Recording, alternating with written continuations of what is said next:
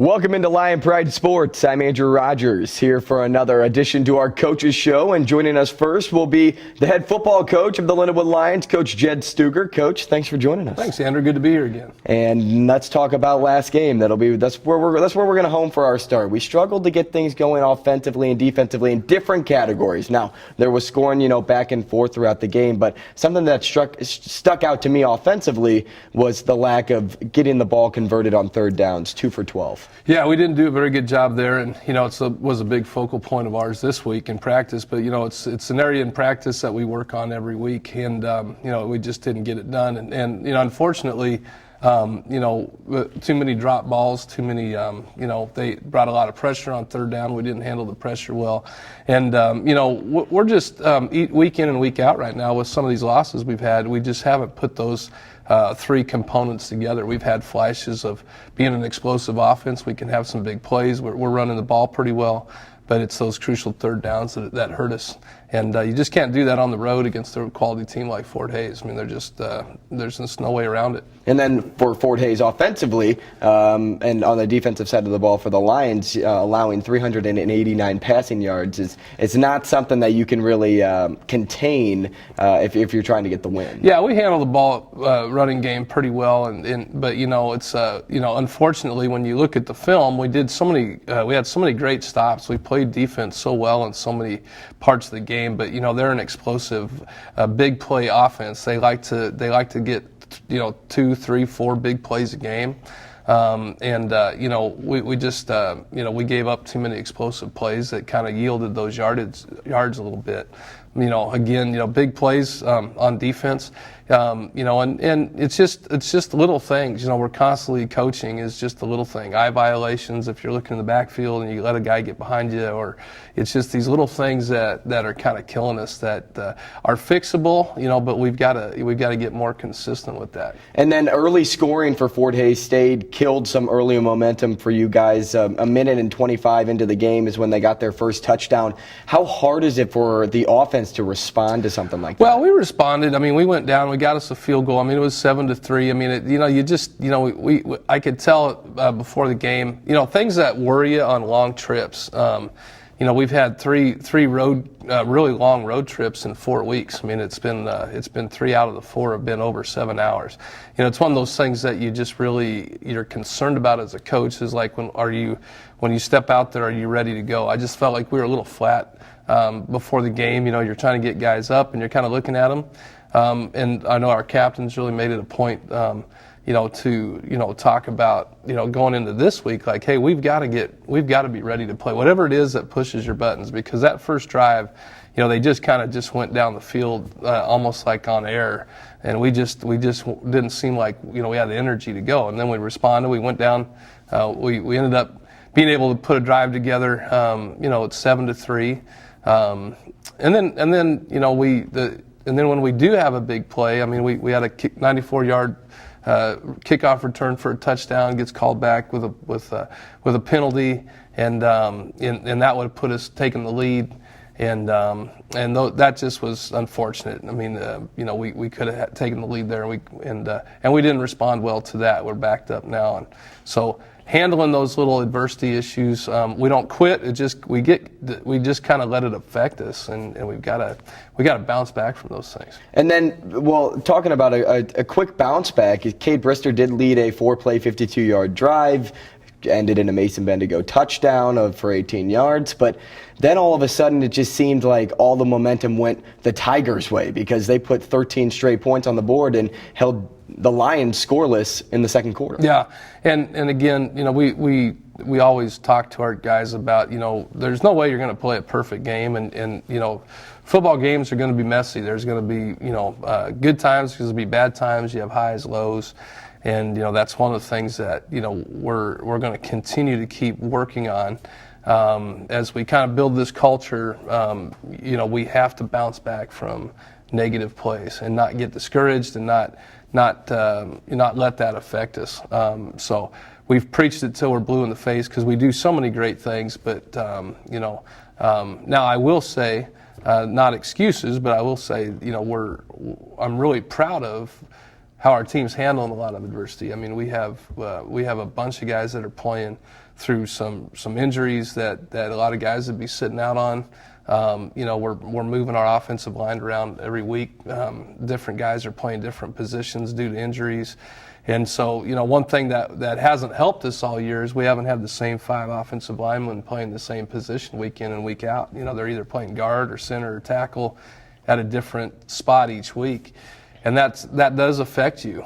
So we got to get a little healthier. We got to get a little deeper in the O-line to where we can kind of not be rotating our O-line around so much. So on that side, our kids actually, from a psychological and just an attitude standpoint, they're handling that adversity pretty well. And then before we move on to this week, my last question regarding the Fort Hays State game. The fourth quarter, just no scoring from both sides. Yeah, Fort Hays did grab a 2-touchdown lead at the end of the third quarter, but what can you tell me went on in the fourth quarter? Not being able to watch the game, not being able to have the time to hear the game, but it's conversions. Was it a battle of defenses? Yeah, our like I said, our defense played so well in so many spots. Their yards came on big chunks and stuff. But when you really watch the film, you watch the game. First, we were put, from our special teams kickoff cover. I mean, we gave up another couple long kickoff returns again. That's really been a problem for us this year. And that's one of the things that we've got to get handled. Is we got to get, first of all, it starts with our kick. We got to get our kick placed in the right spot, and that's just been a struggle for us this year. And we're trying to get and so we've given up too much yardage, and we're giving our defense in bad spots on the field right now in key parts of the game, and so we got to get that handled. But good defense, but I think also the conversions. That's what we were talking about, the third and fourth down conversions. And one thing of all the great things Cade does, we're so excited about his future here because as a redshirt freshman, he makes a lot of plays for us, and sometimes but he's doing some things sometimes trying to make plays where he's taking a sack where he shouldn't, and in that fourth quarter we need to extend some drives, and even if we go for it on fourth down, but if we take the sack on the third down, then it kind of puts us in a position where we have to punt instead of try to go for it. Those are learning things that Cade's got to just get, that you only learn through being in the fire, and he's going to learn from those things, and he's a quick learner, and that's why as he matures as a quarterback, he's going to learn not to make some of those mistakes, because he doesn't make a lot of them, but those are things he's got to learn from too, is to get rid of the football and give us a chance at fourth and short instead of fourth and long if we have to go that route. And now moving on to the matchup against the Mules. Again, Lions fans, you can check out the Lindenwood football team on Saturday. It is the senior game, and that's where I'm going to start my first question with you, Coach, is with this being the senior day game, the last game for some of these guys wearing a football jersey, what has practice been like? Well, actually, that's what our captains talked about on Monday in our meeting. Is just it's when you're this late in the season, it's just hard to keep guys. I think coaches are struggling all the way through the country. You always are trying to get your guys to practice. Everybody's banged up. You've been in this routine. The season's getting long. And that's one thing I've been really encouraged about. Our Tuesday, Wednesday practices when we're on the field have been very, very energetic. They've been very good. You kind of sometimes have that feel during the week of how the week's going. I've felt really good about this week. The kids do care, so we've had good practices. We got to kind of have a good practice today and kind of polish up what we call our polished Thursdays, basically. But they do care about that. They do care to give their seniors a win. A lot of firsts here. We have an opportunity to have a better record than we've had in the last 5 years or 6 years here, and it's got to start with a win this weekend.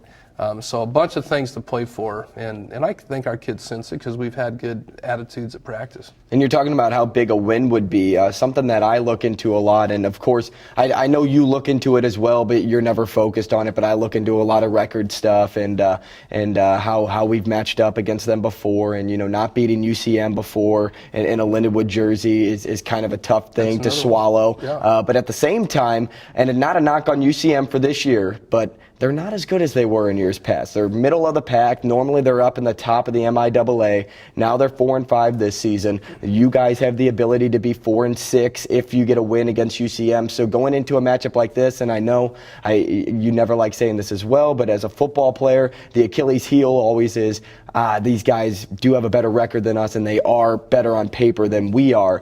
But going into this game, it's more of an even matchup. So does that play into effect at all for a home game? Yeah, I don't speak too much to to those specifics to our guys. I don't really talk about the past. I don't talk about, it's just something we don't really talk much about. You're always in meetings talking about kind of what we need to do to attack them.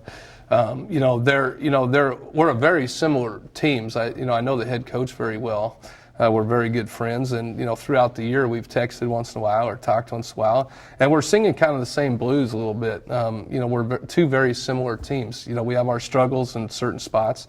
Offensively they're a very explosive, I think top-rated passing team in our conference, and so they've got a lot of firepower too. But I do think our kids pay attention to that. I do think they kind of recognize, hey, this is a team we should get after. And I'll let them worry about that, but really just come out and start and really winning the first quarter and getting some momentum started has kind of been our priority this week. And then for the seniors going into one of their last games, and I know we have had some NFL scouts come onto campus, and we have some players getting some looks in that category. But for those that may not see the next level of football, how emotional of a time is this for them? Well, it always is. I think it really hits you like on the last game more than just like the senior day, I think, because they know they got another game, and you're getting ready for the kickoff, so you don't really spend a lot of time thinking about the finality of it. I think after the game, as kids walk off, realize that's the last time they'll play on that field. It probably hits them a little bit, but we'll have a nice introduction with our seniors before the game, and hopefully that inspires our team, our crowd, and we can get off to a good start. But it all hits all of us at the end of the year, especially after the last game when you're walking off, even as coaches, when you kind of recognize your seniors, because there's a lot of time that goes in, and in the off season, and you spend a lot of time with these guys. It gets emotional. And then, Coach, one last thing very quickly. If you could summarize the core group of seniors into one word, what one word would that be? Committed. I mean, these guys were a part of a coaching change, a culture change. We changed a lot of stuff when I got here, and we had to make a lot of moves, and there was a lot of guys that had to really change a lot of habits, and there was some good times and some bad, but the ones that stayed, the one that we brought back, they've all been committed. They've worked their tail off. And I hurt for them because I think we had bigger expectations for this year, but we know, I would say committed. These guys have really tried. They've accepted us and our coaching staff and our philosophies, and I'm really proud of them, and I love them for that. Well, Coach, good luck to you and the team on Saturday. Again, Lions fans, you can check out the Lindenwood Lions, their final home game of the season. It is senior day. It's against UCM, and it's going to be a great matchup. 1 p.m. at Hunter Stadium. That's it. When we come back, Coach, thank you again, but we'll be joined by the Lindenwood women's volleyball coach this time, Will Condon. That's next on Lion Pride Sports. Observe a domesticated human family in their natural habitat, known to their species as the backyard. Hey, you think I should light it now? I think it's good. Yeah. Oh dear, someone is about to burn a pile of debris that's too tall, which can start a wildfire. Wait, could it be? Blimey, it is. It's Smokey. It's Smokey Bear. What a legend. Hey, it's Smokey. Sorry, it was too high. Right. Watch as he astutely ensures that there's no wind, and how he removes some of the debris to create a smaller, safer burning pile. You me to make it bigger. No, you said make it bigger, baby. The bigger, the better. Take note of our fearless furry friend here, humans. I appreciate it. Fist bump. Watching you. Smokey's done it again. Bye, Smokey. Only you can prevent wildfires. Welcome back to Lion Pride Sports. I'm Andrew Rogers, now being joined by the Lindenwood women's volleyball coach, Will Condon. Coach, thank you for taking some time and joining us today. Good morning. Thank you. And Coach, I've gotten to talk to a lot of the other coaches here on this coaches show about one of the biggest news in Lindenwood sports headlines, and that's the transition to the GLVC. I want to get your thoughts on that, and do you find that will benefit you and your team?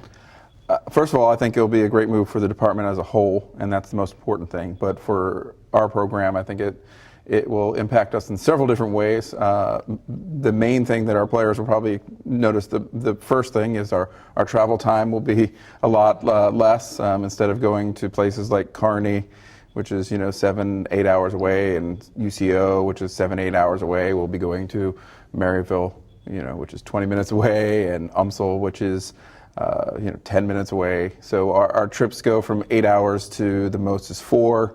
And also we get to experience, cities like Chicago and Louisville and Indianapolis. So, we're really excited about it. The level of play is equally as demanding, so that's not going to change.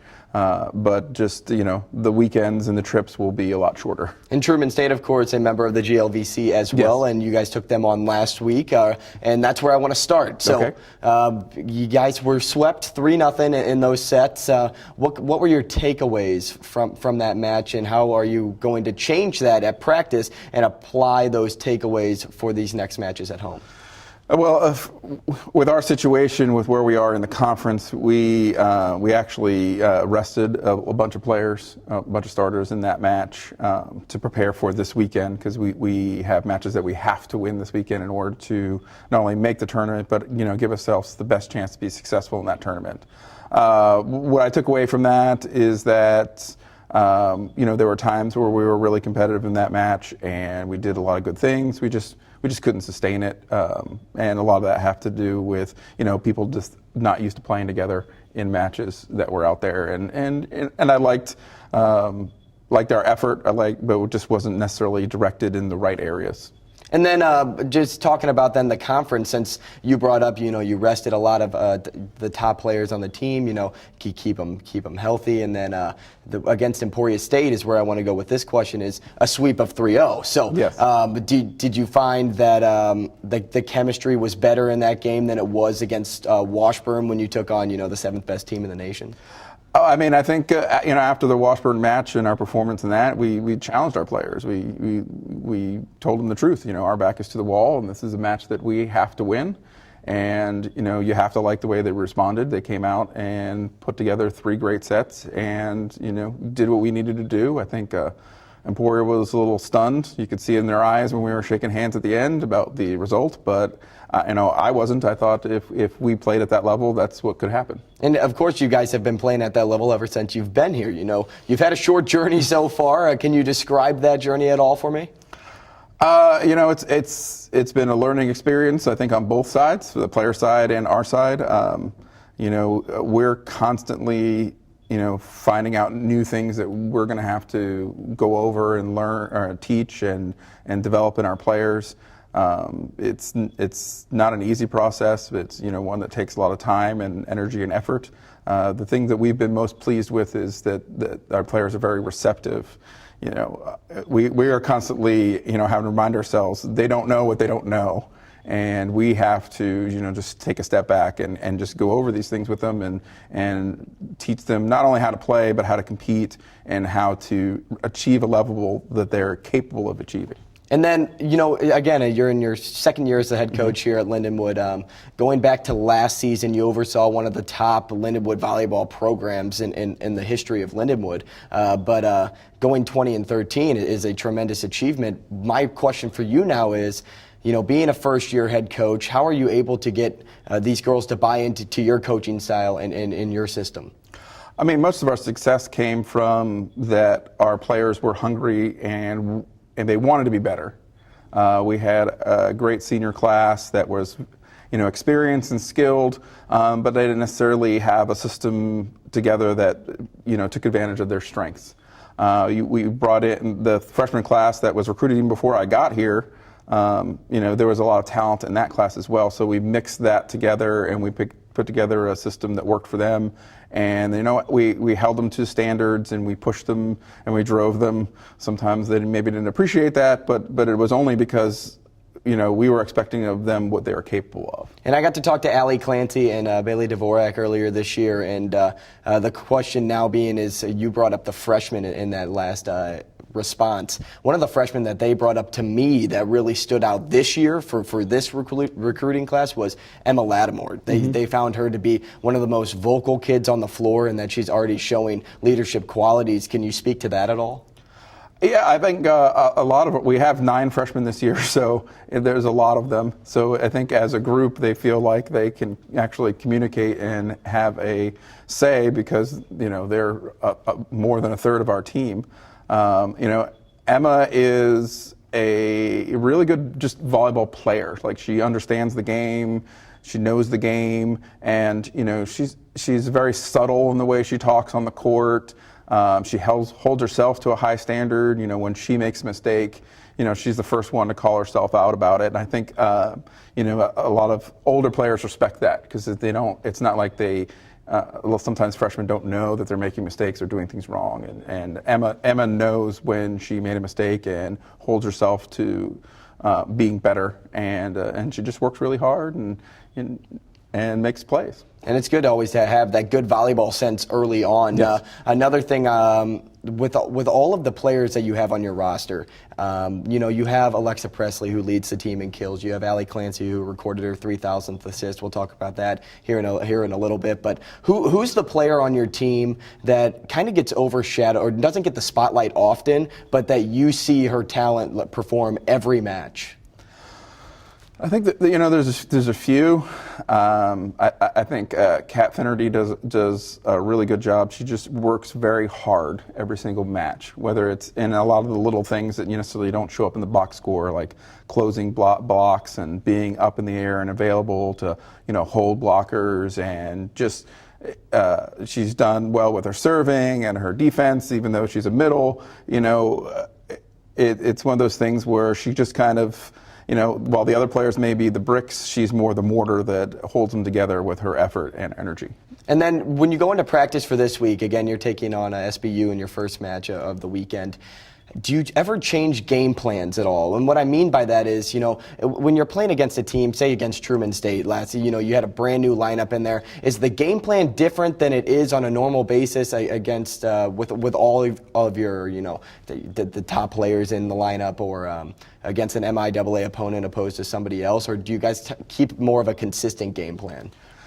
I think there's a lot of things that are similar to be successful no matter who you're playing. Serving aggressively. Defending their hitters and what they do, adjusting to it. So there's things that are the same and things that are different for each opponent, and we try and adapt, but we don't want to try and change so much that we get out of our strengths and the things that we do well. So it's kind of a balance between what do we need them to do and what are they capable of doing, and how can we stay true to ourselves while doing that. Again, Lions fans, you can check out the Lindenwood women's volleyball team. They will be at home this weekend at Highland Arena. The first game Friday against Southwest Baptist, and the Missouri Southern on Saturday, which is where I want to go with my next question, Coach. Mm-hmm. When you have back-to-back games like this, back-to-back MIAA opponents, how do you prepare for 2 games at once, basically? We kind of go one at a time. Like in our office, we're preparing game plans for both over the course of the week. We're watching film on both. But from their perspective, we're general stuff. We kind of mix in some things in practice that we'll need for those matches. And then kind of when the game day comes, we say, okay, this is what this was for, and this is what we need to do in this situation. For somebody that's really unfamiliar with how scouting works when it comes to volleyball, how do you go about scouting a different team? Is it just like any other sport where you look at the strengths of the players and then you say, okay, we have to be in this spot at this time whenever you see this play set up? I mean, we have a film exchange program, so we have every match that they have played this year. Plus, these are opponents that we've already played once. So we have the film from when we played them, so we kind of have an idea what they'll try and do against us. And then we have what they've done lately. And, we're trying to figure out tendencies. in each rotation, what do they like to do? Where do they like to hit? Who do they like to set? And then maybe who do we want to pick on with our serve? What do we want to try and do to disrupt what they're doing? And then adapt like what we do to try and take advantages of either some weaknesses or to put resources on some of their strengths. And then talk to me even further about how important these games are, these last 2 games, conference games, and these are, you either win them, you have the potential at getting to the tournament, or you fall and that opportunity starts to dwindle. So don't go into all the logistics here for me, but just talk to me about like what the picture looks like. On the back half of the conference, which is where we are, there's basically 4 teams competing for 3 spots. Each one of us has 2 matches left this weekend.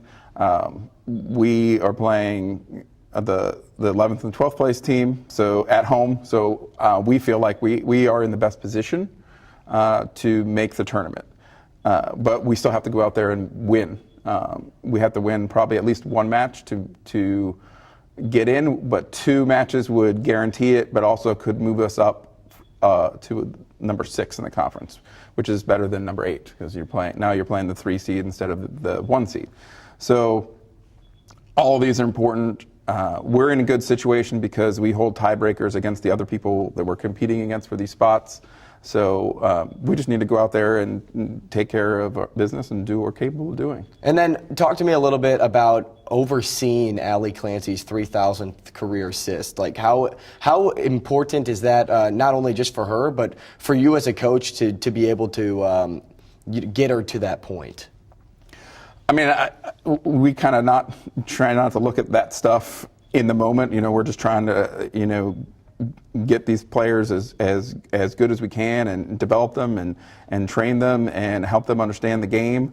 At the end, you kind of sit back and go, yeah, that's a big deal to get that many assists. As a setter, you're constantly trying to make everyone else better, and I think that's something that Allie kind of takes pride in, is that her job is to make other people better, and she might not be getting as much credit as she deserves, but every kill, probably 98% of the kills that we have this year, she had a part of. So I think with her, it's been, when you're a setter and you come in and you have a coaching change, you have a different style, you have a different offense, so it can be difficult.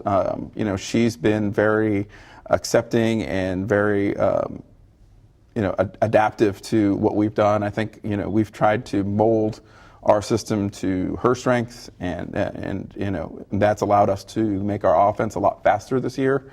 We've kind of pushed the speed last year a little bit, but this year we were able to go even faster, and that's something that she's comfortable with, and that's made